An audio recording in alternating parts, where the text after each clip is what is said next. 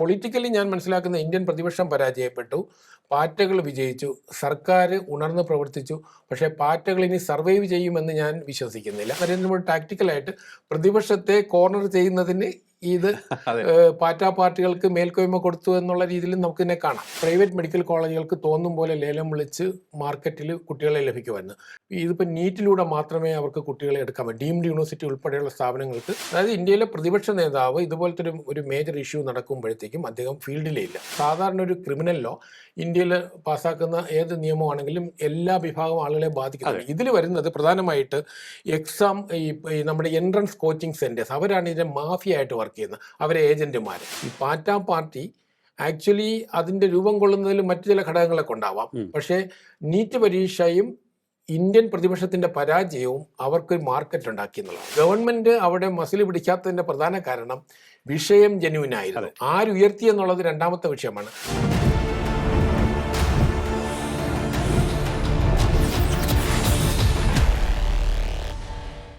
നമസ്കാരം, ടോക്കിംഗ് പോയിന്റിലേക്ക് സ്വാഗതം. ദേശീയ രാഷ്ട്രീയം വലിയ രീതിയിൽ കലങ്ങിമറിഞ്ഞിരിക്കുകയാണ്. നീറ്റ് പരീക്ഷാ ക്രമക്കേടുമായി ബന്ധപ്പെട്ട് ഉയർന്ന പ്രതിഷേധവും പ്രക്ഷോഭവും ഒക്കെ തന്നെ CJP എന്ന ഒരു കൂട്ടം യുവാക്കളുടെ സംഘടനയെ നമ്മുടെ രാഷ്ട്രീയ ചിന്തയിലേക്ക് കടത്തിക്കൊണ്ടുവന്നിരിക്കുകയാണ്. പ്രതിപക്ഷത്തിന്റെ സ്ഥാനം ഇളക്കി മറിച്ചുകൊണ്ടുള്ള ഒരു മുന്നേറ്റമാണ് അവർ നടത്തിയത്. ഏറ്റവും ഒടുവിലത്തെ പുരോഗതി ഈ വിഷയവുമായി ബന്ധപ്പെട്ട് പറയുകയാണ് എന്നുണ്ടെങ്കിൽ, ഇത്തരത്തിലുള്ള ക്രമക്കേടുകളെ തടയുവാൻ വേണ്ടി കേന്ദ്ര സർക്കാർ ശക്തമായൊരു നിയമ പരിഷ്കാരം കൊണ്ടുവന്നിരിക്കുകയാണ്. ഇതുമായി ബന്ധപ്പെട്ട് ഏത് തരത്തിലുള്ള ക്രമക്കേടിനെയും ശക്തമായി ഡീൽ ചെയ്യാൻ സാധിക്കുന്നതാണിത് എന്നാണ് പറയുന്നത്. എന്തായാലും നമുക്ക് ഈ വിഷയത്തിന്റെ വിവിധ വശങ്ങൾ പരിശോധിക്കാം. നമ്മോടൊപ്പം ചേരുകയാണ് കേന്ദ്ര സർവകലാശാല മുൻ pro vice chancellor doctor K. Jayaprasad. നമസ്കാരം സാർ, ടോക്കിംഗ് പോയിന്റിലേക്ക് സ്വാഗതം. സാർ, ഇപ്പോൾ ഒരു നിയമപരിഷ്കാരം കൊണ്ടുവന്നിരിക്കുകയാണ്. ഇത്തരത്തിൽ നമുക്കറിയാം, ഒന്നല്ല ഒട്ടേറെ പരീക്ഷാ ക്രമക്കേടുകൾ നമ്മുടെ രാജ്യത്തുണ്ടായി. CBSE +2 പരീക്ഷയിൽ നടത്തിപ്പിൽ പ്രശ്നങ്ങളുണ്ടായി. ഇത്തരത്തിലുള്ള വിഷയങ്ങളൊക്കെ തന്നെ നമ്മുടെ പൊതുസമൂഹത്തെ അലോസരപ്പെടുത്തിയപ്പോഴാണ് ഈ പ്രക്ഷോഭമൊക്കെ ഉണ്ടായത്. ഇനി ഇത്തരത്തിലുള്ള ക്രമക്കേടുകൾ ഉണ്ടാവില്ല എന്നാണോ ഈ നിയമപരിഷ്കാരത്തിലൂടെ നമുക്ക് മനസ്സിലാക്കേണ്ടത്? എന്താണ് ഇക്കാര്യത്തിൽ അങ്ങയുടെ ഒരു കാഴ്ചപ്പാട്? നമ്മുടെ പൊതുപരീക്ഷകൾ എന്ന് പറയുന്നത് രണ്ട് തരത്തിൽ നമുക്ക് ഇതിനെ എടുക്കാം. ഒന്ന്, നമ്മുടെ പബ്ലിക് എക്സാമിനേഷൻ യൂണിവേഴ്സിറ്റികൾ നടത്തുന്ന അല്ലെങ്കിൽ സ്കൂൾ ബോർഡുകൾ നടത്തുന്ന എക്സാമിനേഷൻ. മറ്റൊന്ന് PSCയുടെ പരീക്ഷകൾ, UPSC, സ്റ്റേറ്റ് PSC. ഇത് രണ്ടും കൂടെ ഒരേപോലെ തന്നെയാണ്. ഇത് രണ്ട് വിഷയങ്ങളും ഒരുപോലെ തന്നെയാണ്. അപ്പോൾ ഇതിൽ ഇന്ത്യയിൽ ഏറ്റവും കൂടുതൽ യുവാക്കൾ മാത്രമല്ല നമ്മുടെ പാരൻസ് ഉൾപ്പെടെ എല്ലാവരും കൺസേൺ ആയിട്ടുള്ള ഏറ്റവും ഇമ്പോർട്ടൻ്റ് ആയ ഒരു വിഷയമാണ് വിദ്യാഭ്യാസ മേഖലയിലെ വിഷയം. അപ്പം നമ്മുടെ രാജ്യത്ത് നിരവധി പരീക്ഷാ ചോദ്യപേപ്പറിൻ്റെ എക്സാമ്പിൾസ് നമുക്ക് പറയാൻ കഴിയും. അതിൽ മേജർ ഇഷ്യൂസ് നമ്മൾ കഴിഞ്ഞ 20 വർഷത്തെ ചരിത്രം പരിശോധിച്ച് കഴിഞ്ഞാൽ തന്നെ ഏതാണ്ട് 100-150 മേജർ ഇഷ്യൂസ് ഉണ്ട്. അതിൽ സെൻട്രൽ പരീക്ഷകളായിട്ട് വരുന്ന പ്രധാനമായിട്ട് നേരത്തെ നീറ്റ് PGക്ക് വരെ ഉണ്ടായിരുന്നത് AIPMD എന്ന് പറഞ്ഞ all India pre medical test എന്നുള്ള തരത്തിൽ. അതായത് എല്ലാ ഗവൺമെൻറ് മെഡിക്കൽ കോളേജിലും 15% സെൻട്രൽ കോട്ടയ്ക്ക് വേണ്ടിയിട്ടാണ് അത് നടത്തിയത്. 2016 വരെ അതുണ്ടായിരുന്നു AIPMD. അത് CBSE ആണ് നടത്തിക്കൊണ്ടിരുന്നത്. അപ്പം അത് 2008 CBSE പരീക്ഷ ചോർന്നിട്ടുണ്ട്. 2006 അതുപോലെ CBSEയുടെ 10th പരീക്ഷ ചോർന്നിട്ടുണ്ട്. ഈ AIPMD ടെസ്റ്റ് ചോർന്നിട്ടുണ്ട്. 2011 ഈ എയിംസിന്റെ ക്വസ്റ്റ്യൻ പേപ്പർ ചോർന്നിട്ടുണ്ട്. അതുപോലെ എഞ്ചിനീയേഴ്സ് JEE എക്സാമിന്റെ ചോർത്തുണ്ടായിട്ടുണ്ട്. അങ്ങനെ നിരന്തരം ഒരുപാട് വിഷയങ്ങളുണ്ടായപ്പം അതുപോലെ സംസ്ഥാന തലത്തിൽ നിരവധി വിഷയങ്ങളുണ്ട്. അങ്ങനെ സുപ്രീം കോടതിയുടെ ഇടപെടലാണ് 2013 ഒരു കോമൺ എൻട്രൻസ് പരീക്ഷ എന്നുള്ള തരത്തിൽ നീറ്റ് നടപ്പാക്കുന്നത്. അപ്പം 2013 നടത്തിയ പരീക്ഷ പിന്നെ ക്യാൻസൽ ചെയ്ത് വീണ്ടും AIPMD എന്നുള്ളത് തന്നെ തുടർന്നു. അങ്ങനെ 16 മുതലാണ് നീറ്റ്, ഇന്ന് നമ്മൾ കാണുന്ന നീറ്റ് പരീക്ഷ ഈ രീതിയിൽ തുടങ്ങുന്നത്. അപ്പം അതിൽ ഒരുപാട് അഡ്വാൻറ്റേജ് ഉണ്ടായത്, നേരത്തെ പ്രൈവറ്റ് മെഡിക്കൽ കോളേജുകൾക്ക് തോന്നും പോലെ ലേലം വിളിച്ച് മാർക്കറ്റിൽ കുട്ടികളെ ലഭിക്കുമായിരുന്നു. ഇതിപ്പോൾ നീറ്റിലൂടെ മാത്രമേ അവർക്ക് കുട്ടികളെ എടുക്കാൻ പറ്റൂ. ഡീംഡ് യൂണിവേഴ്സിറ്റി ഉൾപ്പെടെയുള്ള സ്ഥാപനങ്ങൾക്ക് നേരത്തെ അവർ നടത്തുന്ന ഒരു ചടങ്ങ് ടെസ്റ്റ് ഉണ്ടായിരുന്നു. ഇപ്പോൾ അത് മാറ്റി നീറ്റിലൂടെ വന്നു. അപ്പോൾ അതിൻ്റെ ഒരു ക്വാളിറ്റി വൽക്കരണം ഉണ്ടായി. കച്ചവടം ഒരുവരെ തടഞ്ഞു എന്ന് പറയാം. പക്ഷേ 17 മുതലാണ് NG എന്ന് പറഞ്ഞ സ്വയംഭരണ സ്ഥാപനം മന്ത്രാലയത്തിൽ നിന്ന് സ്വതന്ത്രമായി സെൽഫ് ഫിനാൻസിങ് ആയിട്ടാണ് അവർ നിൽക്കുന്നത്. അങ്ങനെ ഒരു ഏജൻസി നിലവിൽ വരുന്നത്, പ്രവേശന പരീക്ഷ. അപ്പോൾ ഈ ടെസ്റ്റിംഗ് ഏജൻസി എന്ന് പറഞ്ഞത്. അപ്പോൾ ആ നാഷണൽ ടെസ്റ്റിംഗ് ഏജൻസിക്കും പ്രധാനമായും 3-4 പരീക്ഷകൾക്ക് വീഴ്ചയുണ്ടായി ഇതിനിടയിൽ. അതിൽ UGC നെറ്റ് ഉൾപ്പെടും. 2024 നീറ്റ് പരീക്ഷയിലുണ്ടായ വിഷയമാണ് നമ്മളെല്ലാവരും കൂടുതൽ ചർച്ച ചെയ്തത്. പക്ഷെ അന്ന് 6-7 സെൻറ്ററിൽ മാത്രം അത് ഒതുങ്ങി. അവസാനം സുപ്രീം കോടതിയുടെ ഇടപെടൽ പരീക്ഷ ക്യാൻസൽ ചെയ്യാതെ ആ സെൻറ്റേഴ്സിൽ മാത്രം പുനഃപരീക്ഷ നടത്തുകയും അതുകൊണ്ട് അത് മുന്നോട്ട് പോയി. പക്ഷെ അത് കാര്യമായ പ്രശ്നങ്ങളുണ്ടായില്ല. എന്നാലും ഗവൺമെൻറ് ഉണർന്ന് പ്രവർത്തിക്കുകയും അങ്ങനെ public examinations prevention of unfair means act എന്നുള്ളതിൽ പാർലമെൻറ്റ് 2024 ഒരു ആക്ട് കൊണ്ടുവന്നു. ആ ആക്ടിൽ 3 മുതൽ 5 വർഷം വരെയാണ് തടവ്. സാധാരണ നിയമമാണ്. അപ്പം 3 മുതൽ 5 വർഷം വരെയാണ് തടവ്. 1 ലക്ഷം മുതൽ 1 കോടി വരെയാണ് പിഴ ഈടാക്കിയിരിക്കുന്നത്. അപ്പോൾ ആ തരത്തിൽ സാധാരണ നിയമമാണ് നടപ്പാക്കുന്നത്. പക്ഷെ അതുകൊണ്ട് കാര്യമായ എഫക്റ്റ് ഇല്ല. നമുക്കറിയാം നമ്മുടെ ഇന്ത്യൻ നീതിന്യായ വ്യവസ്ഥ എന്ന് പറഞ്ഞാൽ ഏറ്റവും കൂടുതൽ ലോകത്തിൽ ഡിലേഡ് ജസ്റ്റിസ് നൽകുന്ന ഒരു വ്യവസ്ഥയാണ്. അതുകൊണ്ട് ഒരു പൈസയുള്ള ഒരാളാണെങ്കിൽ 25 വർഷം ഒരു സിവിൽ കേസ് കൊണ്ട് നടക്കാൻ പറ്റും. അതുകൊണ്ട് അപ്പോൾ അത്തരം ഒരു സിസ്റ്റം അത് കാര്യമായി എഫക്റ്റീവായിട്ട് വന്നില്ല. അപ്പോൾ രണ്ടാമത് ഇതിന് റെസ്പോൺസിബിലിറ്റി ഫിക്സ് ചെയ്യുന്ന ഒരു സംവിധാനമാണ്. നമ്മൾ ഒരു കുറ്റവാളി ഐഡന്റിഫൈ ചെയ്യുമ്പോഴും സിസ്റ്റത്തിൽ ഇപ്പം ഇൻസ്റ്റിറ്റ്യൂഷണലായിട്ടുള്ള പ്രോബ്ലംസ് ഉണ്ട്, അല്ലാതെ നമ്മൾ നോൺ ഇൻസ്റ്റിറ്റ്യൂഷണലായിട്ടുള്ള പുറമേ നിന്നുള്ള ഏജൻസികളിലും ഉണ്ടായിരുന്നു. അപ്പോൾ ഇതിൽ 2 തരത്തിലുള്ള കറപ്ഷൻ നടക്കാൻ എക്സാമിനേഷനുമായിട്ട് ബന്ധപ്പെട്ടിട്ട്. അപ്പോൾ ഇൻസ്റ്റിറ്റ്യൂഷണലായിട്ടുള്ള ഇതിനെ വീഴ്ചകൾ തന്നെ നമ്മൾ ഏത് ലെവലിലാണ് ഇത് ഉണ്ടായത്, അതെങ്ങനെ നമ്മൾ റെസ്പോൺസിബിലിറ്റി ഫിക്സ് ചെയ്യണം. അത് മന്ത്രാലയത്തിലാണോ, NGAയുടെ ഓഫീസേഴ്സാണോ, അതായത് ക്വസ്റ്റ്യൻ പേപ്പർ സെറ്റേഴ്സാണോ, അതായത് പരീക്ഷാ നടത്തിപ്പ്, അതായത് സെൻറ്ററുകളിലാണോ, ഇത് ഓൺ ദ വേ ലോജിസ്റ്റിക്കൽ സൈഡിലാണോ നടന്നത്, പ്രസ് ഉൾപ്പെടെയുള്ള കാര്യം, ട്രാൻസ്ലേഷൻ ഉണ്ട്. ഇപ്പോൾ ക്വസ്റ്റ്യൻ പേപ്പർ 12ഓളം പ്രാദേശിക ഭാഷകളിൽ നീറ്റ് പരീക്ഷ ഇപ്പം ട്രാൻസ്ലേറ്റ് ചെയ്യുന്നുണ്ട്. അപ്പോൾ ഈ തരത്തിൽ വിവിധ മേഖലകളിലൂടെയും ക്വസ്റ്റ്യൻ പേപ്പറിൽ ചോർച്ച വരാം. അപ്പോൾ ഈ വിഷയങ്ങളൊക്കെ ഇതിനകത്ത് വന്നു. അപ്പോൾ ഈ പശ്ചാത്തലത്തിലാണ് 2024 നിർഭാഗ്യകരമായ നീറ്റ് പരീക്ഷ ചോർച്ച അറിയുന്നത്. പക്ഷേ ഇവിടെ എടുത്തു പറയേണ്ട ഒരു വിഷയം, ഈ 2024 മെയ് 3-ാം തീയതിയാണ് പരീക്ഷ നടക്കുന്നത്. 4-ാം തീയതി ഗവൺമെന്റൽ ഏജൻസീസ് തന്നെ ഇത് ഐഡന്റിഫൈ ചെയ്തു ചില പ്രദേശത്ത് 26-ൽ. അപ്പം മെയ് 4-ാം തീയതിയാണ് ഐഡന്റിഫൈ ചെയ്യുന്നത്. പക്ഷേ കാര്യമായ മാധ്യമ ശ്രദ്ധ അതിന് കിട്ടിയിട്ടില്ല. ചില പരാതികളൊക്കെ വന്നു, ഇങ്ങനെ പത്രത്തിലൊക്കെ വന്നുവെങ്കിൽ അതൊരു മാധ്യമ വാർത്തയല്ല, മലയാള ആയിട്ടില്ല. പക്ഷേ മെയ് 12-ാം തീയതി ഗവൺമെന്റ് നേരിട്ടത് ക്യാൻസൽ ചെയ്തു. ഇപ്പം 2024 അങ്ങനെ ചെയ്തില്ല, പക്ഷേ ഇത്തവണ ഗവൺമെന്റ് ക്യാൻസൽ ചെയ്തു അനാവശ്യമായ വിവാദങ്ങൾ ഒഴിവാക്കാൻ വേണ്ടിയിട്ട്. പക്ഷേ ആ സമയത്തും കാര്യമായ മാധ്യമ ശ്രദ്ധ നേടിയിരുന്നില്ല. പക്ഷേ ഇതിനിടയിൽ നമ്മുടെ വിദ്യാർത്ഥി സംഘടനകൾ ചെറിയ നാമമാത്രമായ സമരങ്ങൾ നടത്തി അത് വിസ്മരിച്ചു എന്നുള്ളതാണ്. അപ്പോൾ അതിനുശേഷം പുനഃപരീക്ഷ നടത്തുന്നു 21-ാം തീയതി, മെയ് 21-ാം തീയതി, ജൂൺ 21-ാം തീയതി പുനഃപരീക്ഷ നടത്തുന്നു.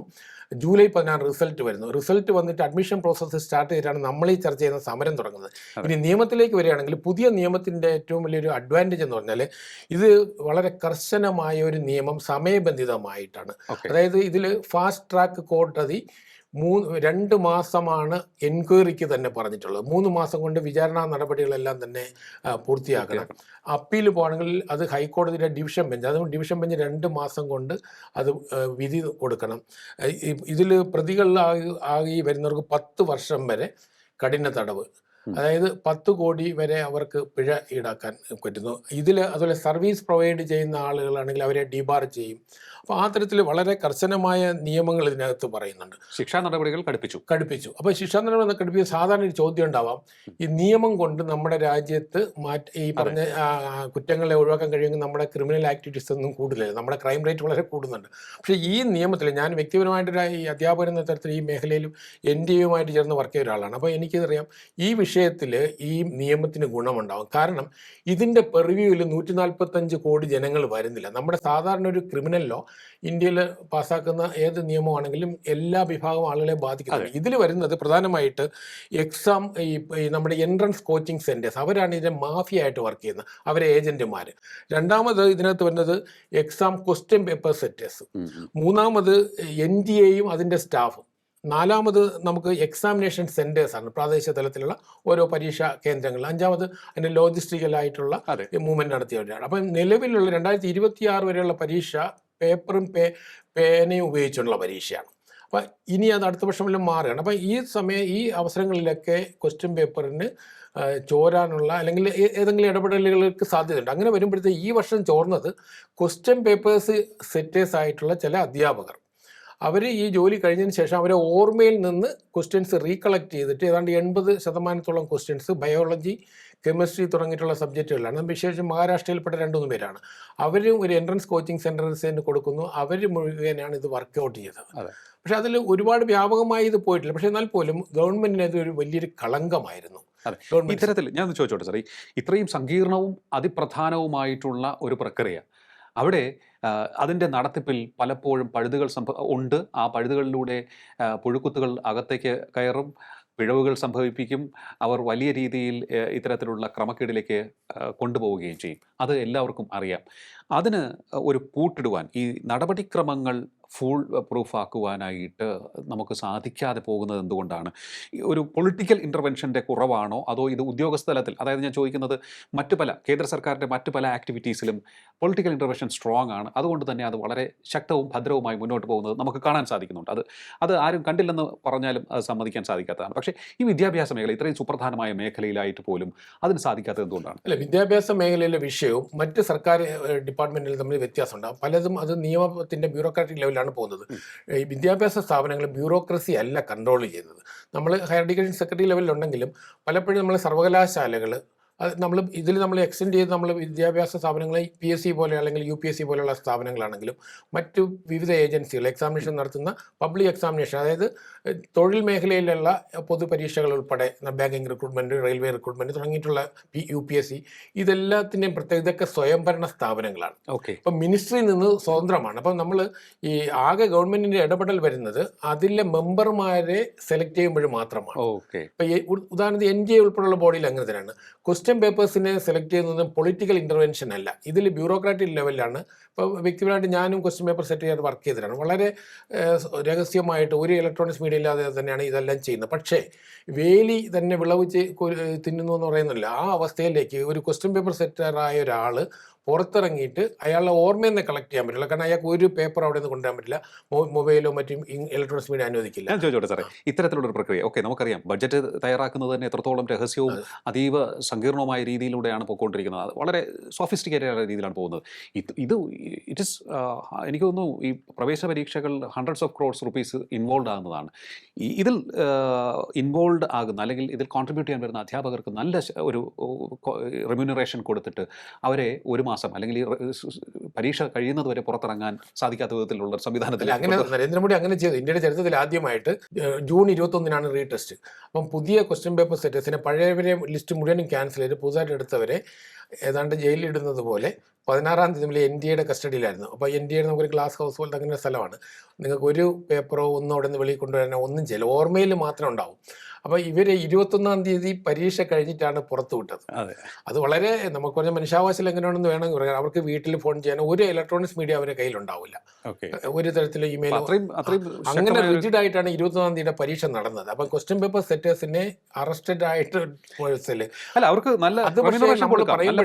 നമ്മൾ പറയുമ്പോൾ അതൊരു സ്ഥിര വ്യവസ്ഥയാക്കാൻ പറ്റില്ല. അതിനകത്ത് ഒരു മോറലി തന്നെ നമുക്ക് അധ്യാപകരെ ജയിലുന്നു, പിന്നെ പലരും ഇതിന് വരാൻ ഭയക്കും.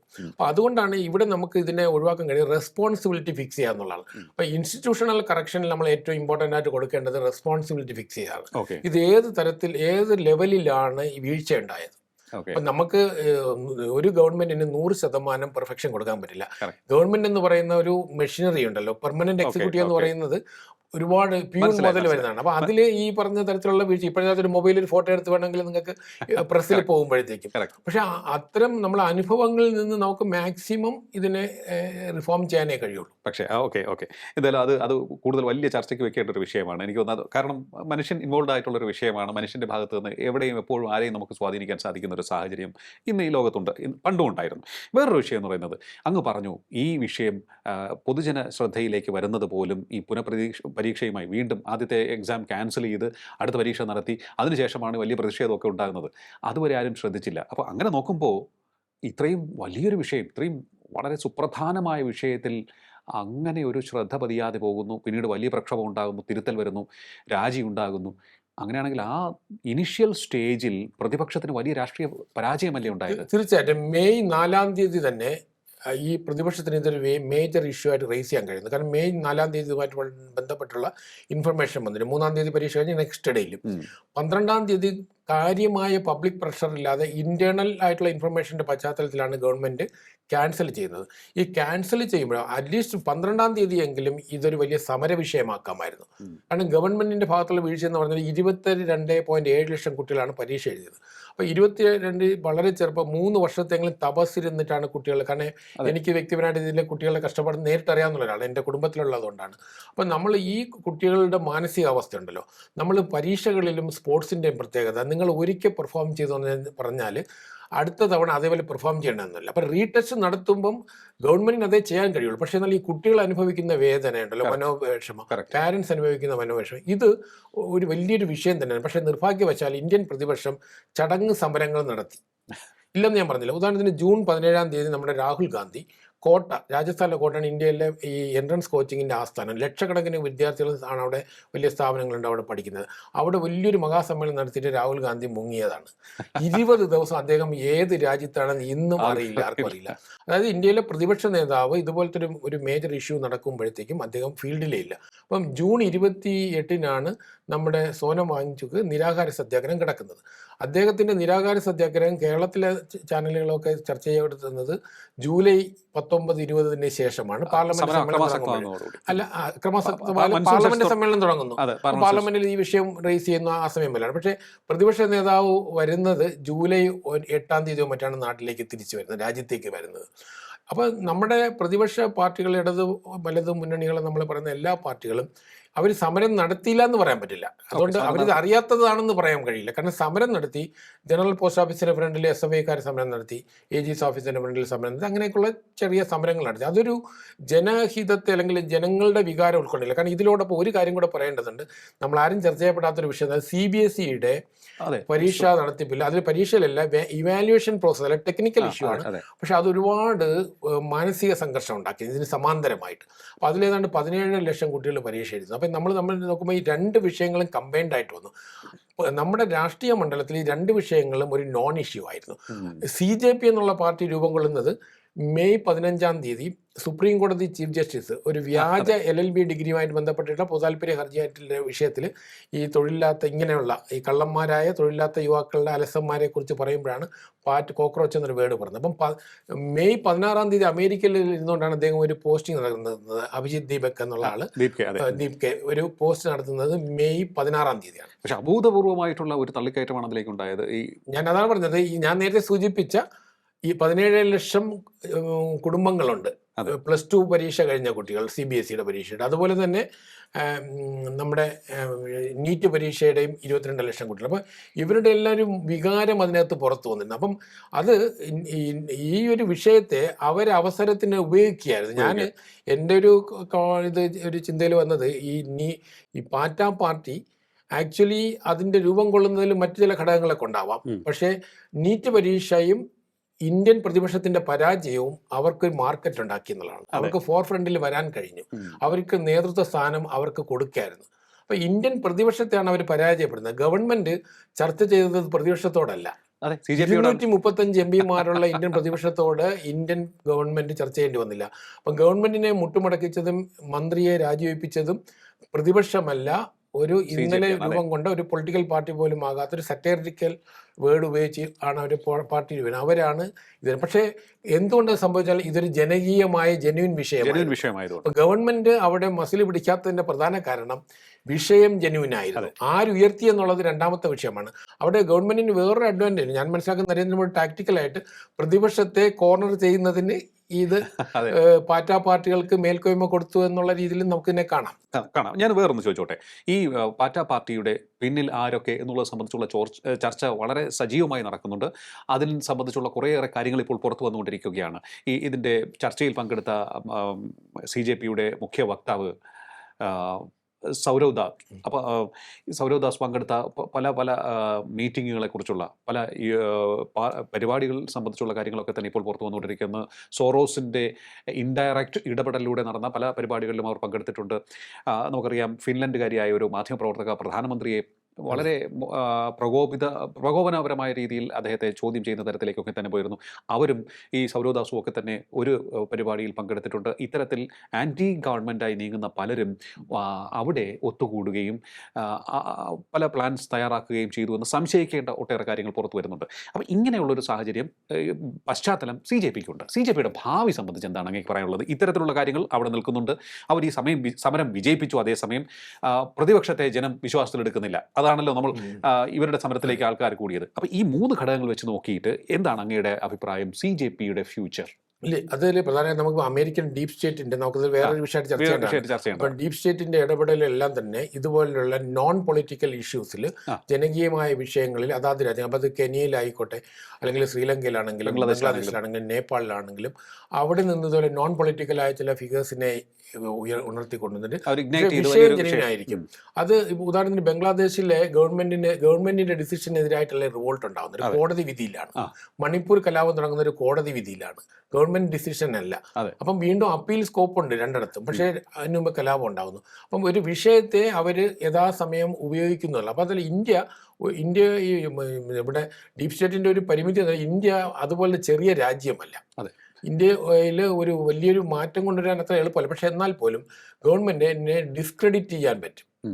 ഇതിലൊരു പരിധി വരെ വിജയിച്ചിട്ടുണ്ട്. കാരണം ഞാൻ പറയാൻ കാരണം New York Times, BBC, Al Jazeera തുടങ്ങിയിട്ടുള്ള മാധ്യമങ്ങൾ കൊടുത്ത കവറേജ് കാണുമായിരുന്നു. അപ്പോൾ ഇന്ത്യയിൽ നരേന്ദ്രമോദി ചലഞ്ച് ചെയ്യപ്പെട്ടു എന്നുള്ള തലത്തിലേക്ക് ബംഗ്ലാദേശിലും ശ്രീലങ്കയിലും അല്ലെങ്കിൽ നേപ്പാളിലൊക്കെ ഉണ്ടായതുപോലെയുള്ള ഒരു ജെൻസി കലാപം ഇന്ത്യയിലുണ്ടായിരുന്നു. യഥാർത്ഥത്തിൽ ഇതൊരു ജെൻസി കലാപം എന്നല്ല, ഇതിൽ പാരൻസിൻ്റെയും പിന്തുണയുണ്ട്, ജെൻസിയുടെ ഒന്നുമല്ല. ഇതിൽ എൻ്റെ രണ്ട് കുട്ടികളിപ്പോൾ പഠിക്കുന്ന വെച്ചാൽ സ്കൂളിൽ പഠിക്കുന്ന എല്ലാ പാരൻസ്, നമ്മുടെ ഒരു മിഡിൽ ക്ലാസ് അർബൻ കുടുംബങ്ങളിലെല്ലാം അവർ ജീവിക്കുന്നതിൻ്റെ കുട്ടികൾക്ക് വേണ്ടിയിട്ടാണ്.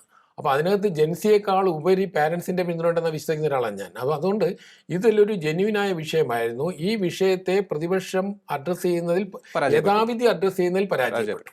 അപ്പോൾ അതുകൊണ്ടാണ് ഇവർക്ക് നമ്മുടെ കേരളത്തിൽ തന്നെ നമുക്ക് നമ്മുടെ MP-മാർ ബ്രിട്ടാസ് ആണെങ്കിലും റഹീമൊക്കെ ആണെങ്കിലും അവർ പോയി പാറ്റകളുടെ അഭയം തേടേണ്ടി വന്നു, പാറ്റകളുടെ കൂടെ നിൽക്കേണ്ടി വന്നു. യഥാർത്ഥത്തിൽ ഇവരെ കൂടെ ആയിരുന്നു പാറ്റ നിൽക്കേണ്ടി. കാരണം ഇന്ത്യയിലെ കമ്മ്യൂണിസ്റ്റ് ഇടതുപക്ഷ പ്രസ്ഥാനങ്ങൾ വിദ്യാഭ്യാസ മേഖലയിൽ ഇതൊരു വലിയ വിഷയമായി, ഒരു ക്യാമ്പസിൽ ഇതൊരു വിഷയമായില്ല. ഇപ്പൊ കേരളം നമുക്ക് സമരങ്ങൾക്ക് വലിയ പേരിട്ടൊരു സ്റ്റേറ്റ് ആണ്. ഈ വിഷയത്തിൽ കേരളത്തിൽ ഒരു ക്യാമ്പസിലും സമരം നടന്നില്ല. അവസാനം കലാപരിപാടി എറണാകുളം മഹാരാജ് കളയിൽ നടന്നു എന്ന് നമുക്ക് പറയാൻ പറ്റും. അതുകൊണ്ട് രാഷ്ട്രീയ പാർട്ടി എന്നുള്ള തലത്തിൽ CJPക്ക് വലിയ ഭാവി ഞാൻ കാണുന്നില്ല. കാരണം ഒരു രാഷ്ട്രീയ പാർട്ടിക്ക്, ഇന്ത്യയുടെ രാഷ്ട്രീയ പാർട്ടികൾക്ക് വെറും ആശയം കൊണ്ടോ ഇഷ്യൂസ് കൊണ്ടോ നിൽക്കാൻ കഴിയില്ല, അതിനൊരു സോഷ്യൽ ബേസ് ഉണ്ടാകണം. ഇപ്പം എന്തുകൊണ്ടാണ് ഇന്ത്യയിൽ കമ്മ്യൂണിസ്റ്റ് പാർട്ടി ഇന്ത്യയിൽ ഒരു വ്യാപകമായ രീതിയിൽ വളർന്നില്ല? 1-2 സ്റ്റേറ്റിലും 3 സ്റ്റേറ്റിലും ഒതുങ്ങി നിന്നു. കാരണം താത്വികമായി ഏറ്റവും കൂടുതൽ ചർച്ചകൾ നടന്നിട്ടുള്ള ആശയപരമായ ചർച്ച നടന്നതാണ്. പക്ഷേ ഒരു സോഷ്യൽ ബേസ് വേണം. അപ്പം ഗാന്ധിജി ഇന്ത്യയിലെ രാഷ്ട്രപിതാവായി മാറുന്ന, അല്ലെങ്കിൽ ദേശീയ സ്വാതന്ത്ര്യ സമരത്തെ ജനകീയമാക്കി മാറ്റുന്നത് ജനങ്ങളുടെ ഒരു പ്രതീകമായി മാറുകയാണ്. അപ്പം ജയപ്രകാശ് നാരായണനൊക്കെ തന്നെ. അപ്പം ഇന്ത്യയിലൊരു സോഷ്യൽ ബേസിലൂടെ നിങ്ങൾക്ക് പൊതുവിഷയങ്ങളെ കൊണ്ടുവരാൻ പറ്റും വിജയിക്കുന്ന തരത്തിലേക്ക്. ഇപ്പം BJP അധികാരത്തിൽ വരുന്ന BJPയുടെ രൂപമായിട്ടുള്ള ജനസംഘം 1951 മുതൽ പ്രതിപക്ഷത്തിൽ ഏറ്റവും കൂടുതൽ ഇരുന്ന് ഇങ്ങനെ പ്രവർത്തിച്ച് കോൺഗ്രസിൻ്റെ പരാജയത്തിൽ നിന്നാണ് BJP വളർന്നത്.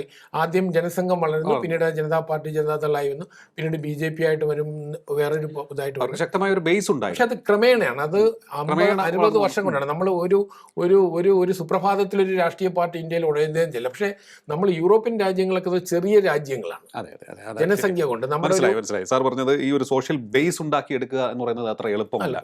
അത് പ്രത്യേകിച്ച് ഇന്ത്യ പോലൊരു വലിയ രാജ്യത്ത്, മഹാരാജ്യത്ത് ഒരു സോഷ്യൽ ബേസ് ഉണ്ടാക്കിയെടുത്തൊരു രാഷ്ട്രീയ പ്രസ്ഥാനമായി വളർന്ന് പന്തലിച്ച് പടരാൻ അവർക്ക് വലിയ സമയമെടുക്കും. അത് CJP ഈ ഒരു ഇഷ്യൂ അത് ജനകീയമായിരുന്നു. പ്രതിപക്ഷത്തിൻ്റെ പരാജയം, അതിൽ നിന്ന് അവർ കൂടുതൽ ശക്തമായ രീതിയിൽ ഊർജ്ജം ഉൾക്കൊണ്ട് വിജയം നേടുകയും ചെയ്തു.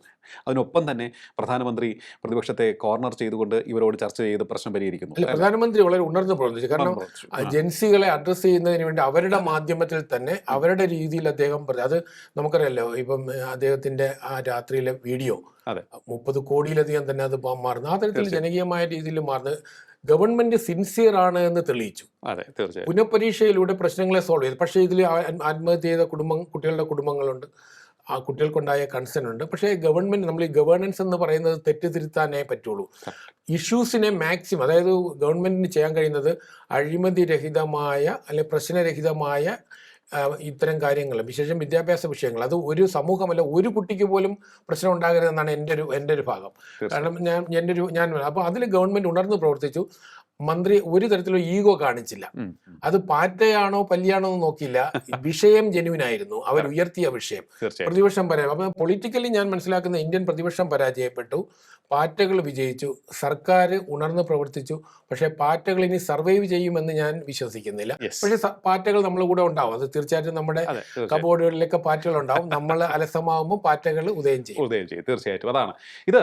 തീർച്ചയായിട്ടും ഇന്ത്യൻ രാഷ്ട്രീയത്തിൽ വലിയ ചലനം സൃഷ്ടിച്ചു പാറ്റകൾ വീഴ്ചകൾ എന്നുള്ള കാര്യത്തിൽ യാതൊരു സംശയവുമില്ല. സർക്കാർ ഉണർന്ന് പ്രവർത്തിച്ചിരിക്കുകയാണ്. സർക്കാരിന് ഒരു ഐ ഓപ്പണറായി പല സ്ഥലത്തും വീഴ്ചകൾ ഉണ്ടാകാം, ചില സ്ഥലത്തൊക്കെ തന്നെ ആലസ്യം പടർന്നു കയറിയിട്ടുണ്ടാകാം. അവിടെയൊക്കെ തന്നെ ഇനി എക്സ്ട്രാ കെയർ വേണം, ശ്രദ്ധ വേണം, ഫുൾ പ്രൂഫ് ആക്കണം എന്നുള്ള ഒരു അലാം വാർണിംഗ് സിഗ്നൽ കേന്ദ്ര സർക്കാരിന് പാർട്ടികൾ നൽകി എന്നുള്ളത് വലിയ ഒരു യാഥാർത്ഥ്യമാണ്. ഇനി അങ്ങോട്ട് ഇത്തരത്തിലുള്ള വീഴ്ചകളിൽ നിന്നും അവരെ അത് മുന്നോട്ട് നയിക്കും എന്ന് നമുക്ക് പ്രതീക്ഷിക്കാം. പാർട്ടികളുടെ കാര്യം പറയുകയാണ് എന്നുണ്ടെങ്കിൽ പാർട്ടികൾക്ക് ഇനി ഒരു രാഷ്ട്രീയ ഭാവിയുണ്ടോ എന്ന് ചോദിച്ചാൽ സംശയം തന്നെയാണ്.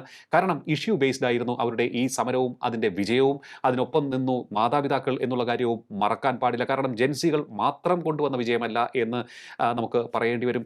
ഈ പ്രതിപക്ഷ പാർട്ടികളിൽ വിശ്വാസം നഷ്ടപ്പെട്ട, പ്രതീക്ഷ നഷ്ടപ്പെട്ട വലിയൊരു ജനവിഭാഗം ഇന്ത്യ മഹാരാജ്യത്തുണ്ട്.